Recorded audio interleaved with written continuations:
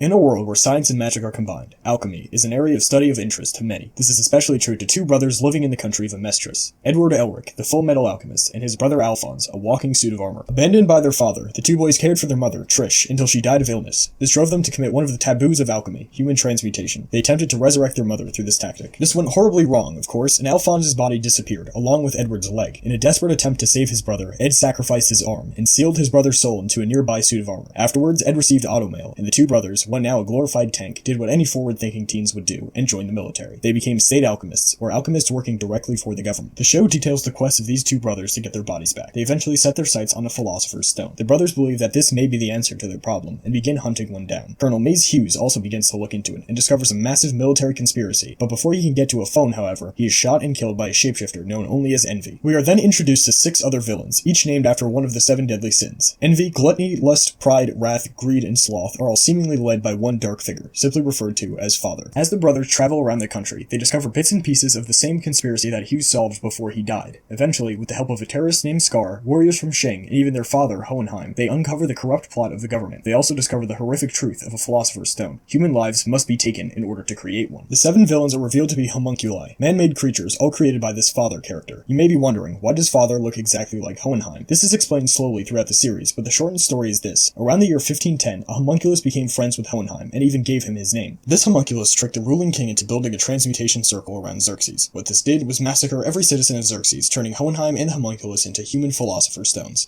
This granted both of them effective immortality, and fast forward 400 years, and this homunculus has become Father. In an epic final battle, Ed, Al, and the rest of their teammates face off against Father after eliminating the 7 other homunculi. In an epic struggle, Hohenheim sacrifices his immortality, and the team stops Father from ascending to godhood, as his final plan entails. After the fact, Ed converses with Truth, the higher power in this universe, and he discusses the worth of a human soul. Only after this prolonged journey does Ed realize he must give up his alchemy to get Al's body back. He makes the trade, and Al returns in human form.